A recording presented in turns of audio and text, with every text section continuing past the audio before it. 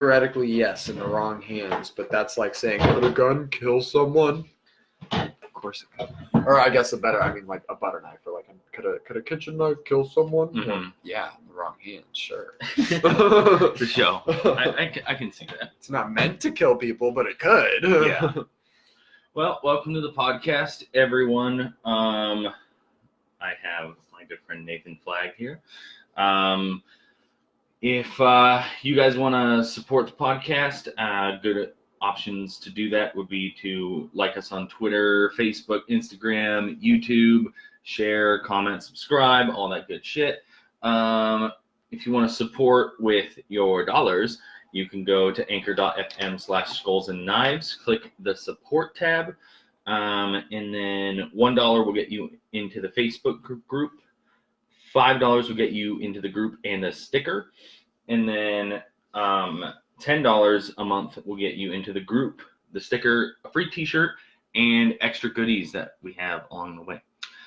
Yeah, dude. So how's your day? I know you're in engineering school right now, and how's that going so far? I wouldn't describe it specifically as engineering school. Okay.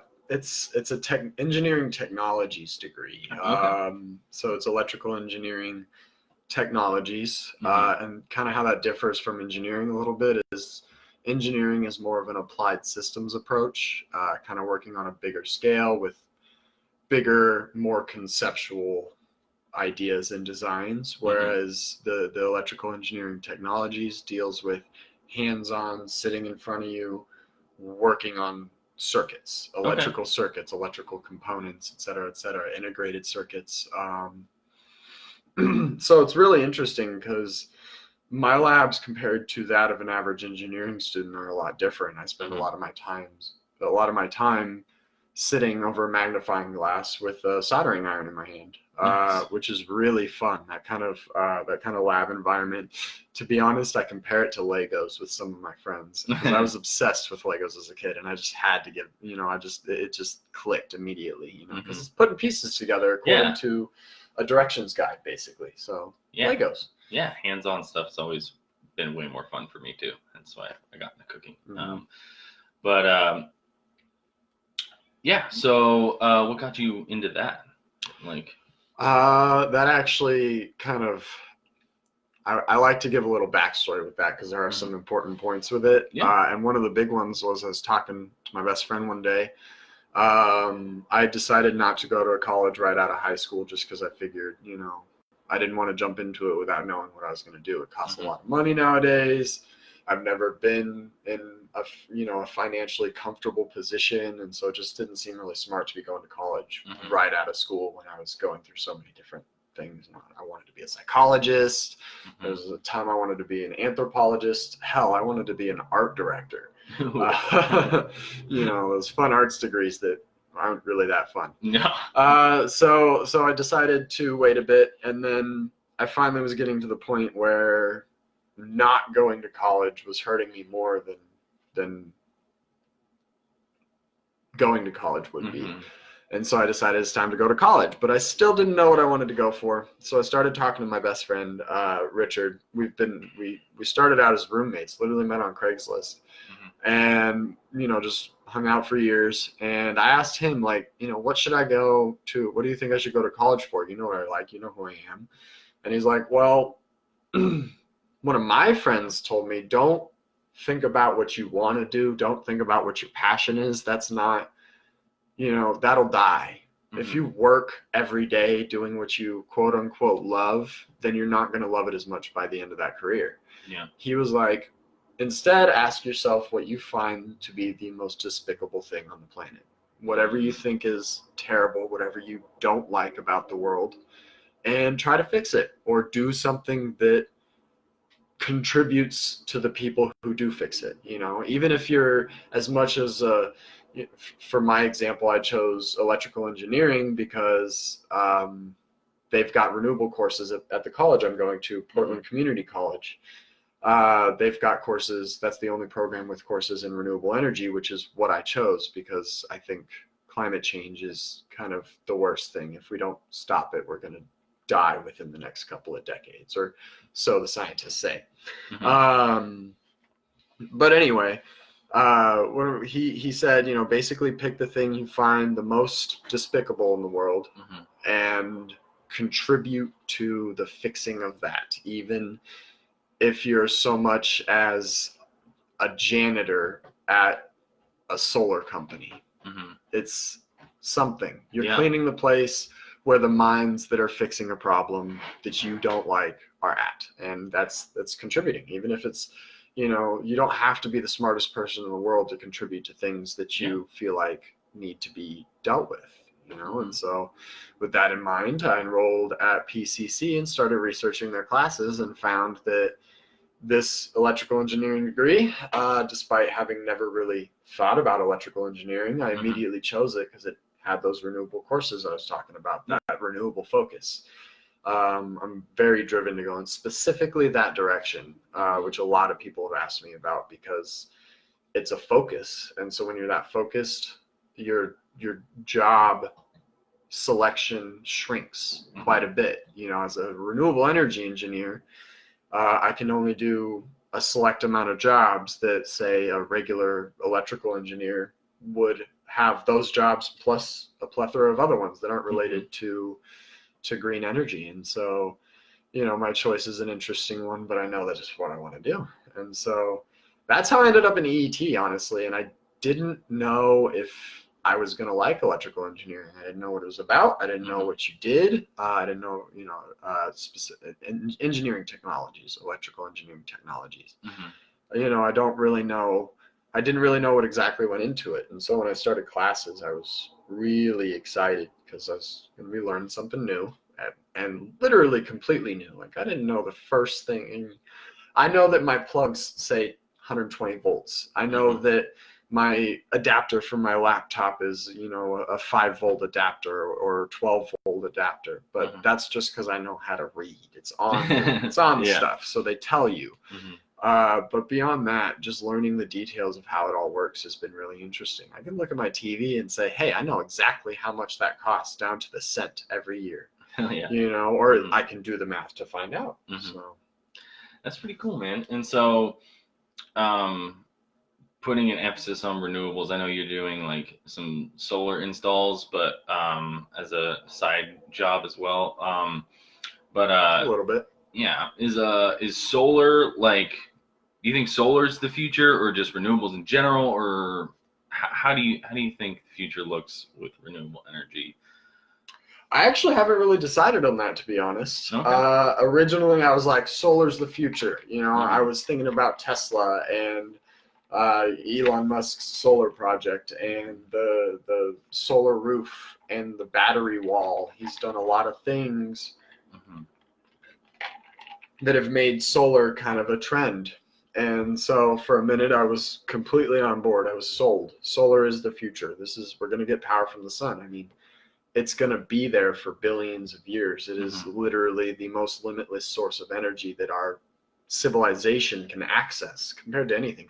Nuclear is dwarfed by the sun, which I guess is just a giant nuclear reactor. Yeah. But I mean, essentially, at this point, my first renewable energy class that I took enlightened me to a lot of harsh realities in the world of solar and the world of energy. And it's just not so easy as, oh, solar is good for the environment. It's not so easy as, oh, it's the sun, it's always going to be there, coal's not, blah blah blah. Of course it's not, but the infrastructure is what is highly preventative of a transition to renewables.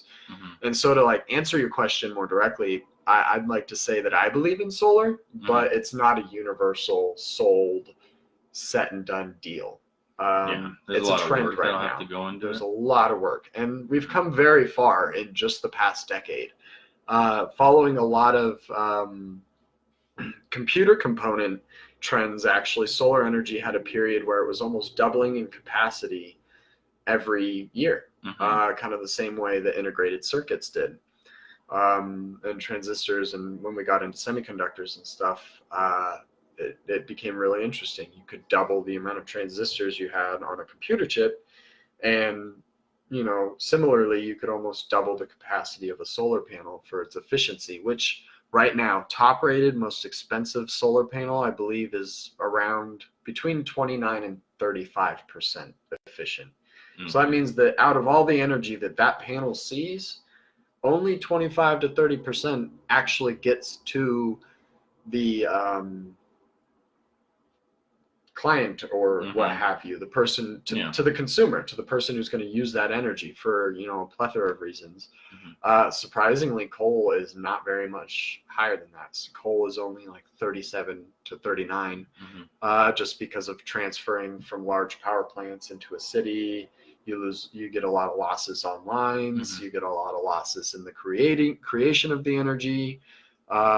Which was all the harsh realities I learned about the whole energy economy, is that it's not going to be so easy as, oh, solar's obviously the better choice. Well, infrastructure wise, it's not.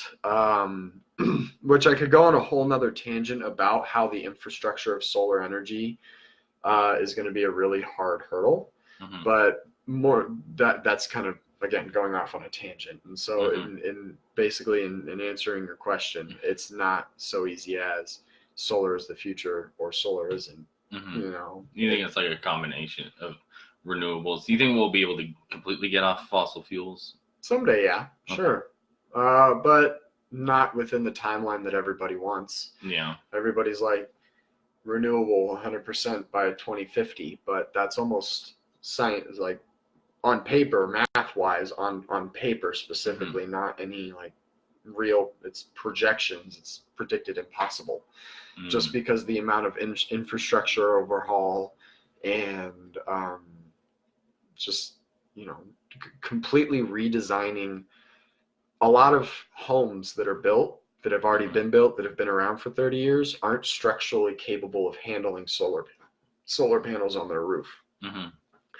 And that's just for individualized urban solar that's just in a neighborhood or something. Now, if you want to talk about kinds of power plants you would need to really supply a large population, you're talking farmland, a lot of farmland. Solar panels are big, they take up a lot of space, and then the most you're going to get out of that space once it's taken is grazing land for herds and flocks and stuff. You're not going to be able to farm. And that's massive amounts of space that's just taken up by solar panels. So that's one of a few variables that just kind of makes it harder to just go solar. I think, you know, in the near future, we're going to kind of stick towards a sort of transitioning towards renewables plan and slowly edging out coal and petroleum. Natural gas has a long life before we're going to put that down. It's just too efficient. It's too quick. You know, out of all the forms of energy, that is the quickest to get up and running as soon as you need it. There's a trend in power companies that most people have heard of, but only as something that exists. They don't know the details about it. It's called peak power usage, which is pretty much exactly what it sounds like. Between the hours of 4 p.m. and 10 or 11 p.m., the most power is being used. Everybody's lights are on, everybody's watching TV, everybody's doing this, that, and cooking, and all of that uses a lot of energy. And so between those hours, you can see a spike of 3 to 4 times the regular trend. And going off on a slightly related tangent, solar can't keep up with that, because you know what the sky looks like between 4 and 10 is dark. You can't get sun between 4 and 10. So there's something known as the duck curve in the engineering world, and I'm kind of throwing terms out there very liberally. I don't know a lot about these things. It's just a very small amount of stuff I've learned in the short time I've been at school. So like, I wouldn't quote any of my information, but the duck curve is basically this curve of like, you'll see peak power usage go up, right? And you'll see solar go down because it's dark.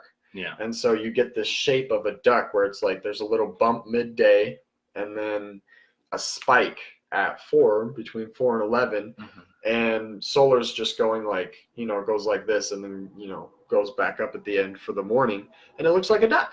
It literally looks like a duck. It's kind of funny.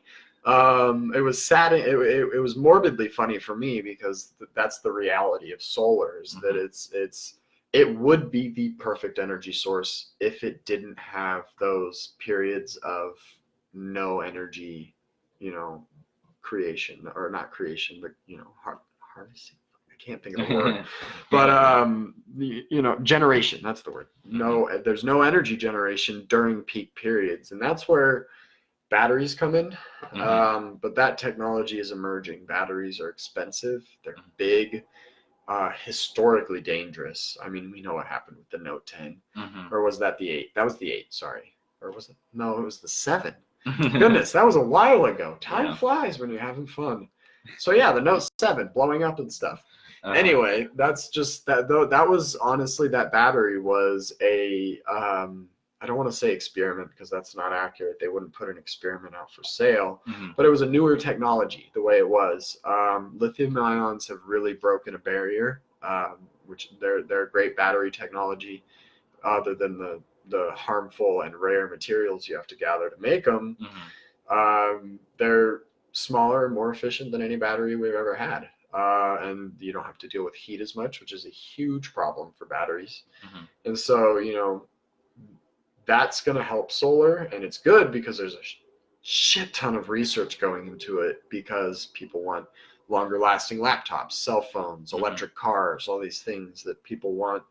Battery technology is needed. It is what's it called? It's the supply and demand thing. There's a scarcity. That's the word. It's a scarcity. We don't have good batteries. So good batteries, everybody wants them. Yeah. And so like that's good for solar, because they kind of get the backlash. They get to reap the spoils of that work. Because nobody is thinking about doing batteries specifically for solar, except for people like me who that's what they're doing with their life.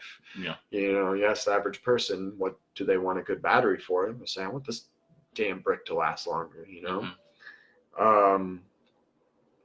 So yeah, definitely gonna be stuck to fossil fuels for a while, because I could go on a whole nother tangent about utilities. Yeah.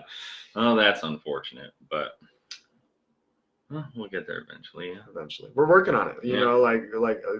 Despite the current administration and how hard they fight against shit like this, America's doing pretty well. Germany's at the top of the list. China, ironically, as communist as they are at the top of the game. In 2008, when we were having an economy crash, they were having a renewable economy boom. China finally decided to get into the solar game in 2008, and set up a bunch of factories to manufacture them at an extremely low cost. We all know how that works. Oh yeah.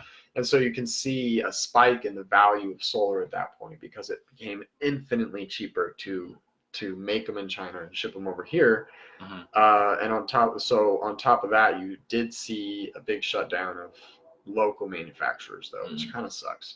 But still, I call it a win overall for solar. Yeah. And so China stepped into the game, and now they're actually really pushing green energy hard everywhere they can in their country, because they actually believe in climate change. They actually see that it's real, when somebody said that, it actually really hit me hard, and it made me realize that America is an outlier. You step outside this country and people are like, hey, the world's dying. And here we're like, I got my cell phone, I'm good.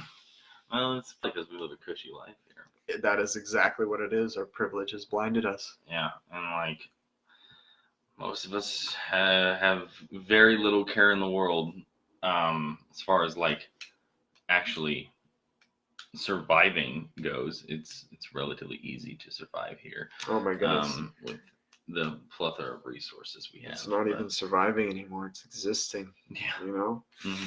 It's rough. I feel like that's why the majority of our population, at least in our generation, deals with depression and anxiety so much, is because we're just literally bored on a subconscious level.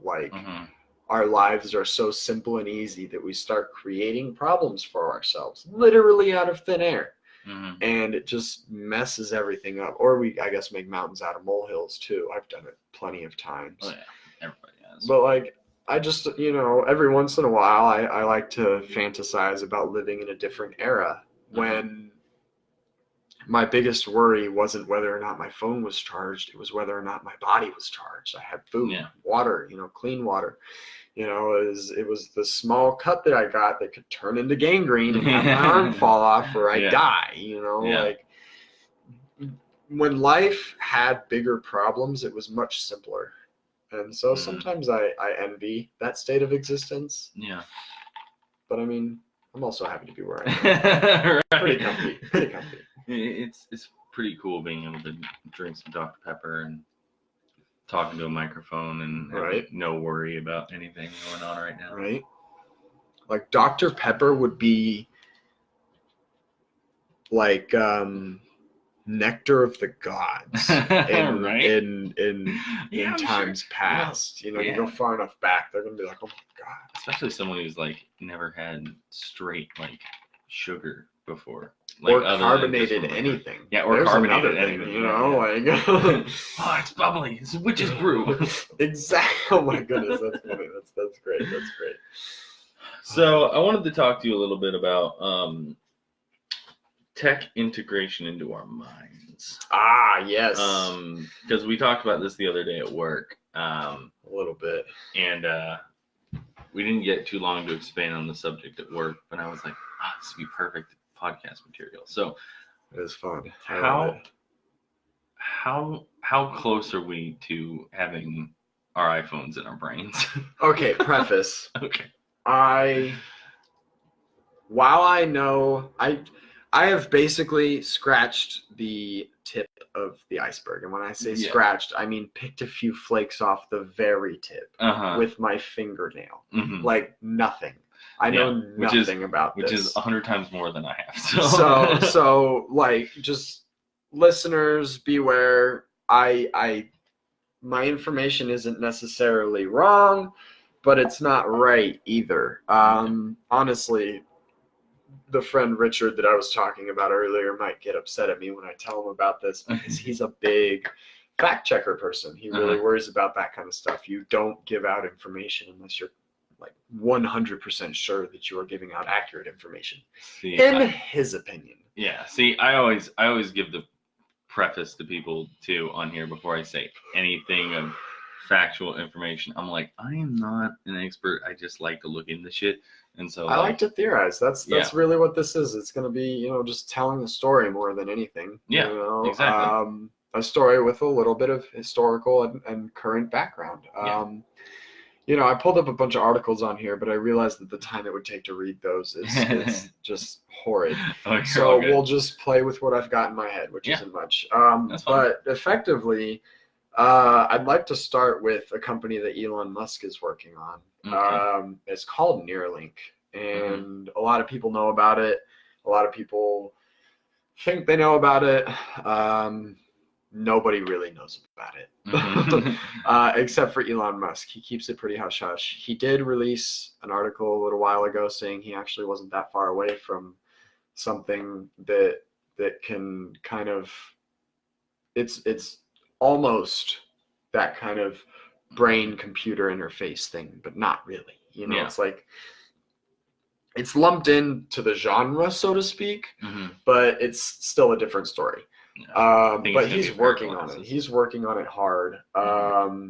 And, honestly, I think we're pretty close. Again, going to reference that best friend that I've been doing all night. He actually wants to go into this field, specifically, biomedical engineering, so that he can work, or biomechanical, not medical, biomechanical engineering. Okay.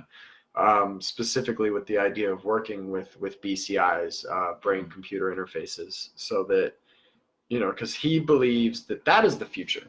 And he is fully sold on it. Like, he's ready to go for a multitude of other reasons. Like, I could go on all day about what he believes, but that's not what we're here for.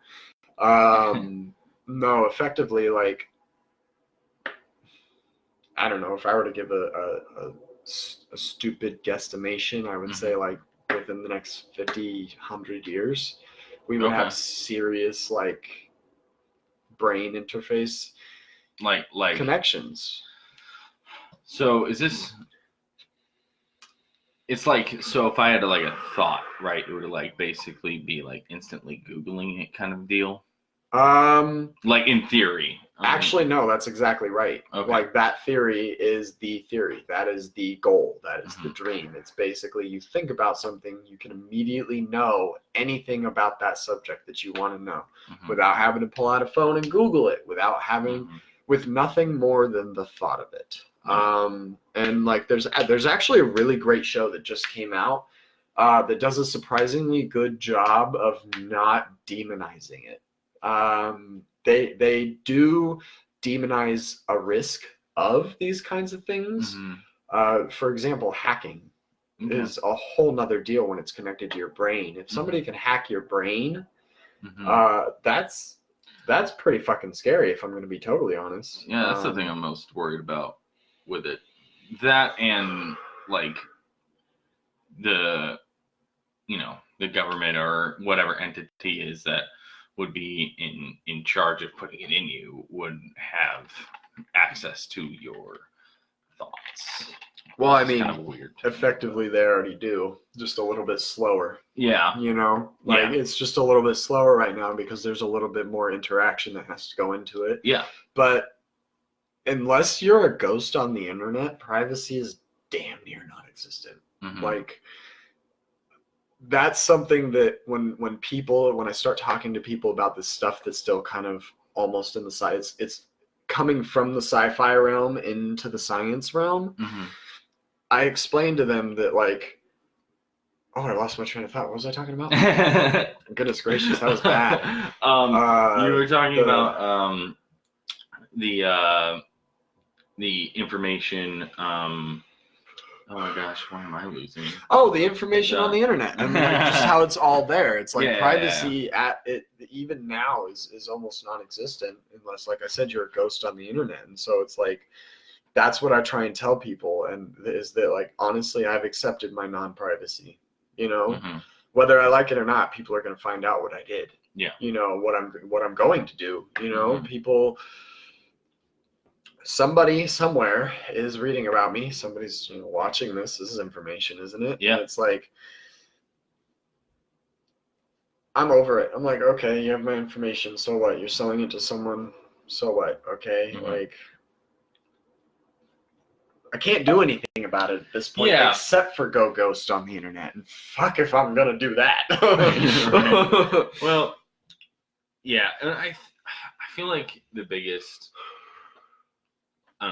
difference, I guess, is that I can always, so like if I get overwhelmed on my phone or on the computer or decide one day, like, I don't want to do this anymore. You know what I mean? I can put that down and become a ghost on the internet if I want to, because now I have the option. That's true. But if I went in and got a computer surgically attached to my brain, it's not as easy as turning my phone off and throwing it in the garbage or whatever, or switching back to a regular cell phone. You know what I mean? Like, I don't have that option anymore. As soon as it happens, it's like, I'd imagine it's pretty fucking stuck. I've got a few bullet points on that. One of the first one is I want to reference The Feed again. Great show on Amazon. It's an Amazon original, actually. And I just feel like they really addressed a lot of some of the concerns pretty well. And like I said, they didn't shine it in a good light, but they also didn't, like I said, they didn't demonize the idea itself. They demonized the byproducts of the idea. There's going to be problems with every advancement. And one of those problems is hacking, glitching, one of those problems. There's everything. Cell phones had problems. Computers had problems. Everything had problems until it didn't. And now things flow pretty smoothly. And still there's problems. Hackers get into PayPal and stuff and cause problems. But like ultimately, it's just something you work past. It's something that you fix. You work out the bugs and then you're good.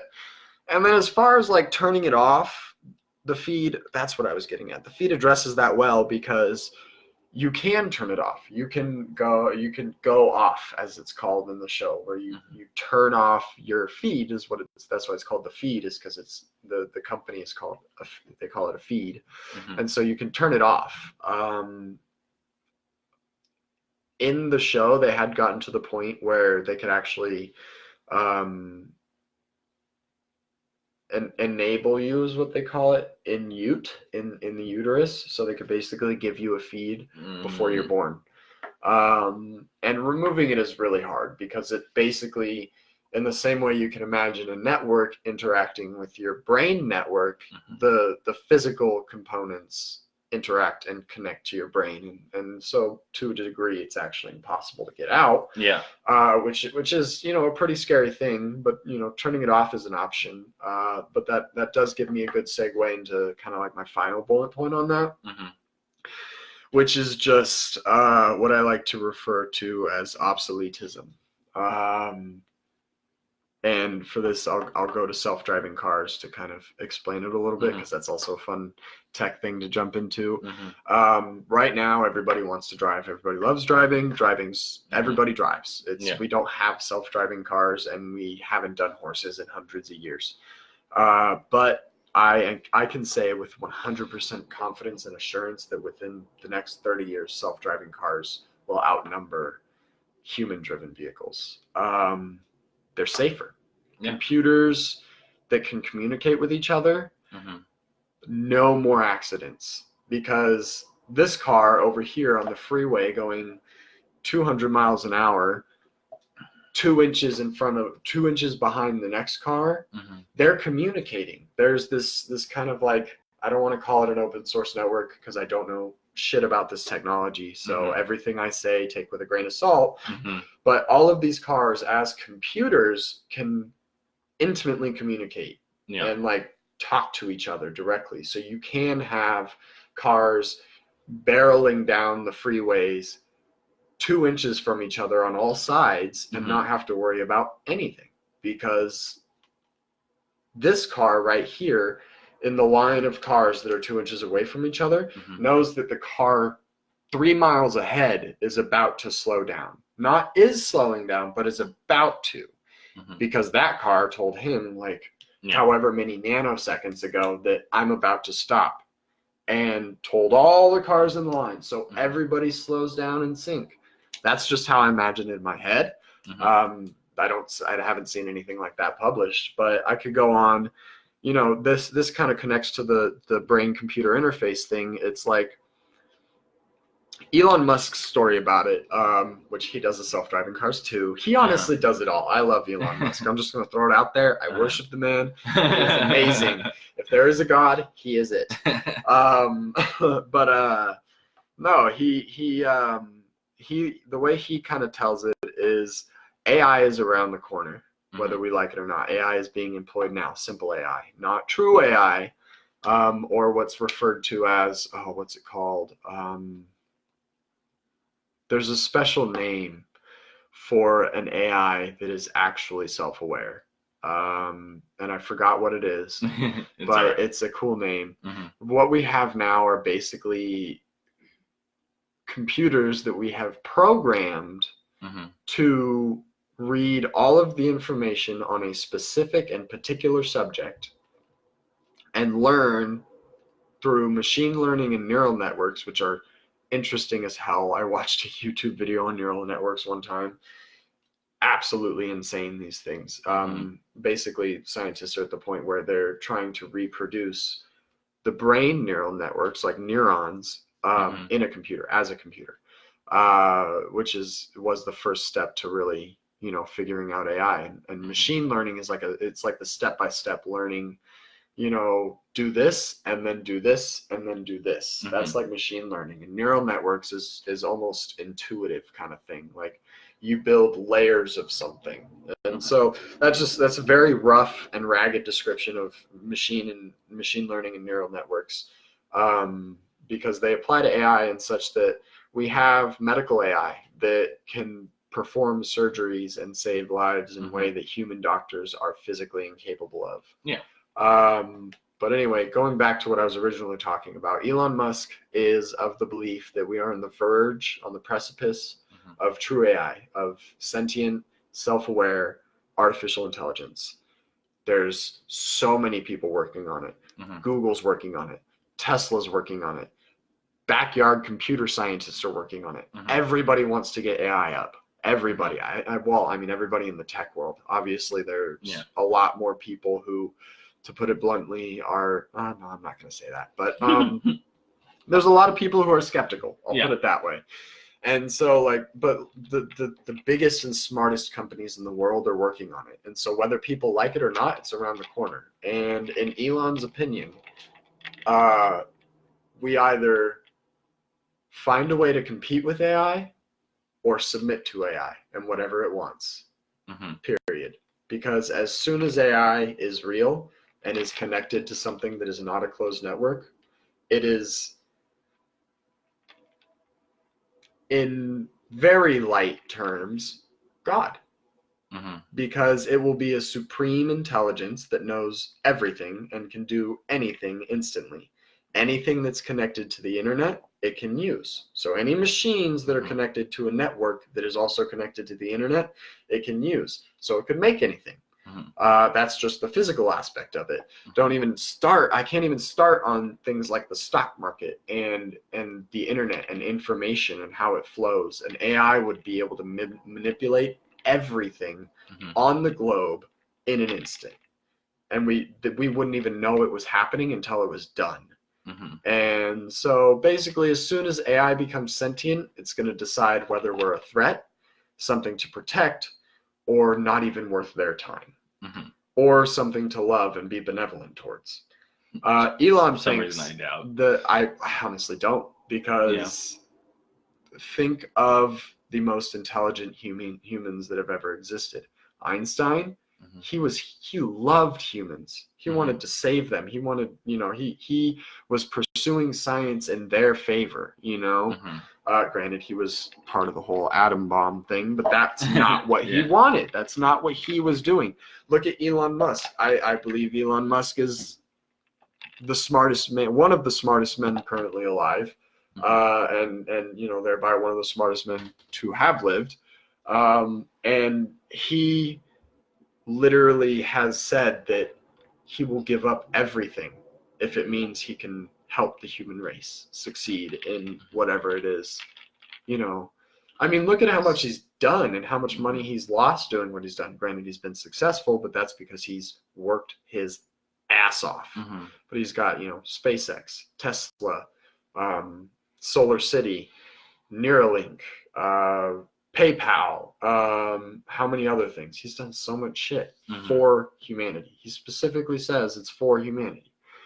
And so, like, coming back, that actually brings me around excellently, because all of this is based, backtrack a little bit. So that's why I think I'm more on the side of AI being a benevolent being rather than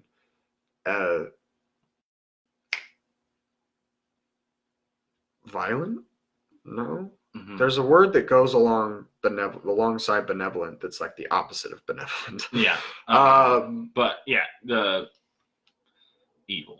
Yeah, basically, I think evil is least likely, unless there's the problem of who creates the AI, because you got to think about it. A computer programmer who is writing this AI is basically writing its personality.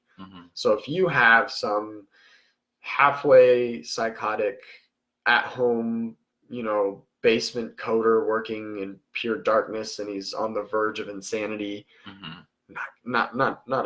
if he breaks it, which could be just as likely as a professional scientist at Google or whatever, that doesn't sound good.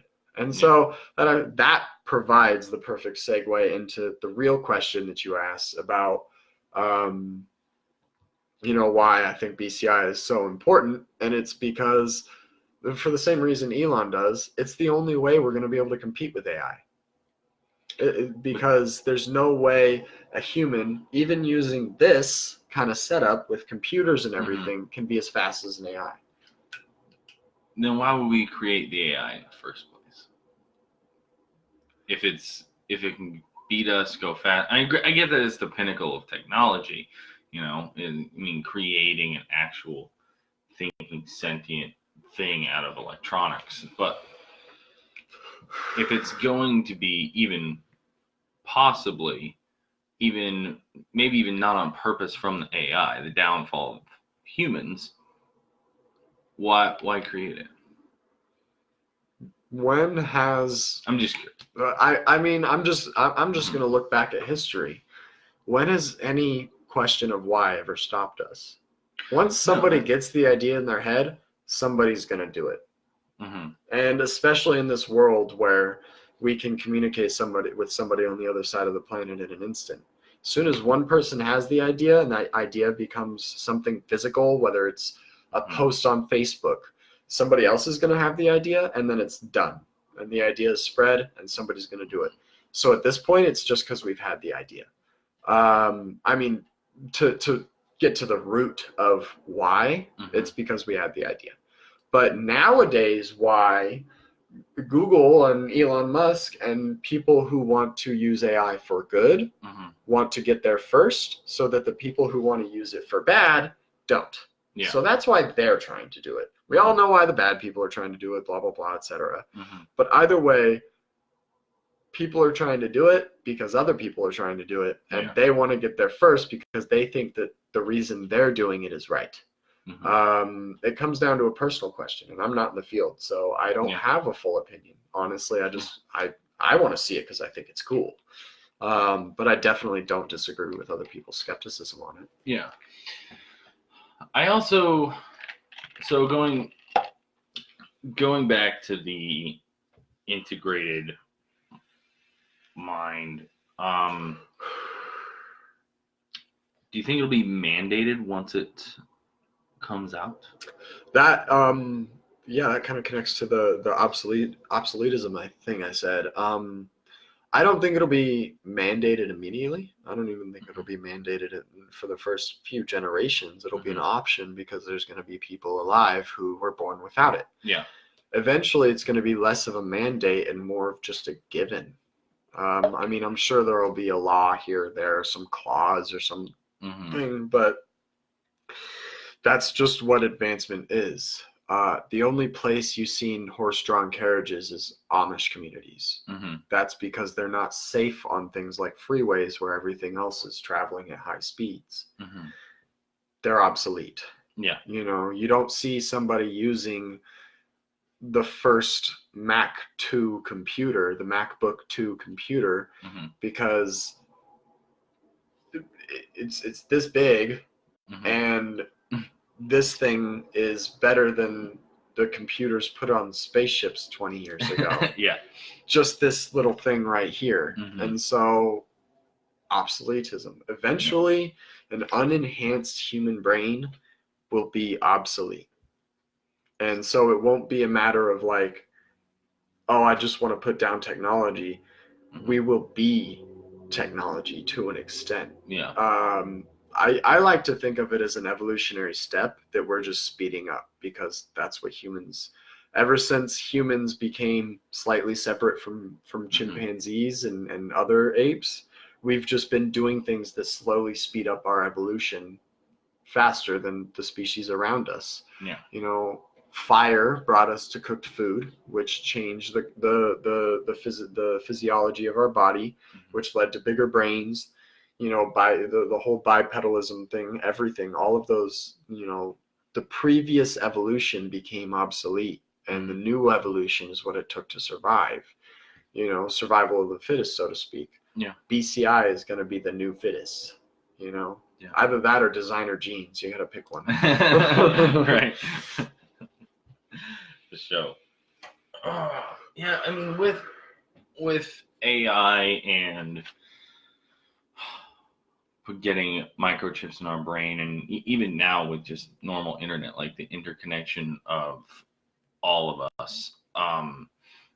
We had talked the other day about very briefly and I've been thinking about it now like all week, but about globalization of being inevitable.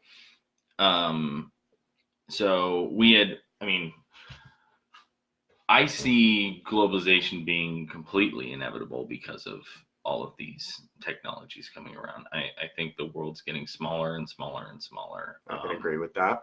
And so, cool. Do you think that's a good thing, or a bad thing, or just something that, I mean, I think it's inevitable, regardless of whether people think it's good or bad. But I think it's the best thing. Yeah. Out of everything. My favorite word is tribalism right now, because that's what society is still. We're still just a bunch of tribes. We just happen to be able to talk to each other. Yeah. Think about football teams and rivalries. Think about political parties and those rivalries. Think about nation to nation, state to state. You know, tribalism. We like our group of people. Yeah. Not your group of people. Yeah, yeah. That's basically what tribalism is this is my people, I'll keep them safe, I don't give a shit about you. You know, and so it leads to this closed off, gated off. Think of a gated community in a normal neighborhood. Everybody's like, oh, those gated community people, and all the gated community people are like, oh, those regular people, whatever it is they say. You know, I always looked at gated communities and I'm like, who the hell are you? You know, like, why do you think you're so amazing that you get a gate in your whole neighborhood? I mean, I understand it at the same time, like, but the point is that, like, it just creates this tribalism, this sense of separation that I think needs to go out the door, like, right away. Either that or we're going to destroy ourselves. Yeah. You know, I'm going to bring up my friend Richard again. He actually brought up a great story that is absolutely insane. And scares the living shit out of me, to be blunt about it. He has a friend who is like a hyper fact checker and won't say anything about news unless he actually is 100% sure. And he will tear you to the ground for anything you bring up. If it's even remotely shaky, if it's got one shaky leg, he'll rip it to shreds and cook it over a fire. Like, he doesn't play around with false information. He doesn't play around with fake news. He's very sure of himself. And he said that recently, within the last few months, there was a crisis. Our most high-tech and amazing missile defense systems that fire our nukes spotted what they thought was missiles flying towards the U.S. So the chain of command went through to fire the nukes. Slowly but surely it went through the chain of command. And one person out of the whole group was like, "That I don't want to do this. It will destroy the world. It will kill everybody. Here, there, everywhere. Nukes. Dead." It was a flock of birds, not missiles. So one guy prevented essentially the end of the world because of a flock of birds. Interesting. And that's like, my friend asked his friend, does this happen often? Do we come to the razor's edge of non-existence regularly? And he's like, you'd be surprised how often it happens. I mean, think about places like, you know, China's cool in all their industrial and economic stuff, but they are a communist state. It is the glory of China over there. You know, it's not like here. Everybody does everything for China, for their glorious leader. You know, it's scary. It's very, you know, I know that we talk a lot about politics and you lean pretty far left. But it's the scary kind of communist, you know? Yeah. And so it's scary to think of them having nuclear power, and they do. They have enough to destroy the planet just as much as we do. Yeah. You know, you don't need more nukes than the next person to have enough to destroy the world. It doesn't take a lot of nukes to do that, you know? Yeah. And so, like, just to think that there's so many people who I mean, think about our Cheeto president. He's a great. Imagine him. He at any point in time he could press a button and destroy a country immediately or the world. Yeah. You know, it's insane. And so like when you think about it that way, of course we're on the precipice of destruction at all times. Yeah. You know, and so that's why I think globalism is absolutely essential. We need to get together, because even if none of those worst case scenarios happen, climate change will destroy us within the next 2 decades. The scientists have said it, okay? Is it irreversible in 2 decades? No, it is irreversible now. Okay. The climate crisis is to the point where we will be seeing massive destruction soon. I think I said that wrong. It is reversible now, but we're on a very strict timeline. I believe the timeline thrown out there at one point was 12 years. That was about 2 years ago. So according to that prediction, we have a decade. I don't want to assume that prediction is 100% accurate, because, you know, I don't know shit about it. But that's what's going around, you know? And so like sitting here from behind our fences poking each other with sticks, it's time to get over that shit and realize that there's a bigger thing to take care of here, and it's our damn planet, you know? This country, that country, it doesn't matter if we're all dead. So we got to fix the planet. That means coming together. That means globalization. And then there's the whole space side of things. We're on the verge of becoming a interplanetary society, and then soon after that will be an intergalactic society. I know I'm getting into Star Wars territory here, but I'm telling you, it's a few centuries out. In a galaxy far, far away is not a long time ago. I like it. It sounded good to me. I don't know if it sounds good. Some of the things I say on here I feel weird about, but well, looks like we're getting close on time. So, is there any, other than what we've talked about today, is there any new tech that you've heard about, that you're excited about, that people should know about? Well, I mean, Samsung is dropping their second flip phone, foldable smartphone, I mean. Okay, with the screen folded? Kind of. It folds, interestingly enough, horizontally. So it becomes like a little square, rather than what you would think would be like 2 full screens folded like a magazine. It's more like, it's folded like a calendar. And so you open it up and you've got like this really big screen, but then you fold it and you've got like a little square right there that just displays limited information. Nice. Kind of a little bit like their heads-up display on their current regular smartphones. So that's pretty cool. I thought that was pretty awesome. But I mean, I'm not gonna get it. I wouldn't say invest in it. It's supposed to be like a $1,400 phone. So I think that we're gonna get towards the BCI stuff before foldable smartphones trend. Like, damn, really? I don't think foldable smartphones are gonna have their era. Well, as soon as you get the integration, I mean, cell phones are gonna be. That's what I'm saying. Is that I think we're closer to that than everybody having foldable smartphones. You know, which I think it's just think foldable smartphones. That's just more work. You know, yeah, it's like now I gotta open my phone to use it. I liked it better when I just had to press a button. Damn it, right? You know, I think it's a silly cause to give. I think they're just doing it to have a new thing to do. You know what I mean?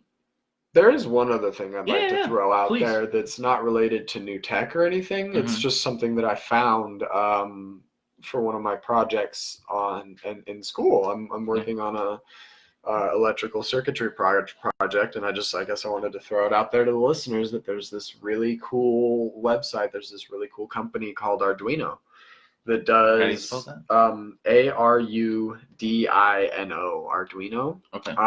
It's really cool. They're an open source company, basically run on donations, and they do sell their hardware. But what's interesting about it is that like a lot of chips, you know, like Intel, their computer chips, closed source. You can't get into the programming. You can't mess with it. It is what it is. You know, a lot of trademarked and all that stuff. Arduino isn't like that. It's described as an open source kind of like playground for electrical circuitry and building stuff. And I've seen videos for builds, anything from something that blinks a few LEDs all the way up to machine learning AI with enough chips connected. Very limited AI. I'm not talking about like next gen AI. I'm talking about like previous gen AI. Yeah. But I don't know. I think it's a really cool thing where you can just access the code for it. You can access the hardware. You can get pre-built chips, or you can get kits to build chips and then build circuits on top of those chips. There's thousands of tutorial videos on how to use the chips. And they do a really good job of marketing it to people who, they specifically are marketing to people who aren't in electrical engineering technologies programs. They're to people who this is the first time they've ever looked at a coding screen, or they've ever looked at a electrical in something that would be inside a computer, an integrated circuit. They've never seen it before, but this, they can build really cool stuff like digital clocks, or binary clocks that do a binary counter, which is really weird. That's the more nerdy side, if you know what binary is. But I don't know, I just thought I'd throw that out there because I found it really cool, and it's opening a new world to me in the electrical circuitry world. Yeah, dude, that sounds dope. I love it when companies do shit like that. You like go for it. Oh yeah, exactly. That's exactly what it is. They're like, here's our shit. Just pay for the hardware and use whatever you want. It's all free. We like donations, though. Hell yeah. Is there anything I have a feeling anyway, I'm just gonna ask. I feel like it might be a dumb question for you, but is there anything in tech that, well, I'll be more broad. Is there anything in tech, either the industry or in the actual tech, that you've seen as a student that concerns you? Things you're wary about, things that are weird? I have to think about it for a minute. It's not a stupid question at all, because there's a lot of concerns about tech, but anytime I think about a concern I have with tech, I just think that, well, the alternative is walking everywhere and farming my own land and irrigating my own water, and all these skills that are pretty much non-existent. I honestly, I don't worry about much with tech. We talked about how they have all our information anyway. I've been hacked a few times. I've had my passwords stolen. Fun story. There was a time that my Spotify my Spotify email was hacked and changed, I kid you not, to Hail Hitler for Life 69 at gmail.com. It was crazy. I called Spotify. I literally called Spotify. I didn't even know you could call Spotify. But I figured it out, because that's a no-no. Yeah, right. At least on my end. So yeah, I mean, as far as like worries go, I like to think about it as it is inevitable, whether I worry or not. So I'm not going to build up a bunch of anxiety for myself over it. I watch other people do it. I'm just like, just because you're upset about it doesn't mean it's not going to come. Very true. So, well, I think that's a good place to leave off. Thanks for coming on. Anything else you want to say before we go? Yeah, no problem. Thanks for having me. I really appreciate it. This has been pretty fun. I like this. Yeah, we should have you come on again, and maybe in a couple months or something, and give us an update on technology and where that brain shit is. Maybe it'll be already unveiled by then. Oh goodness. I mean, I did like I said, Tesla or Neuralink technically unveiled a very simplified, primitive version of what we're talking about.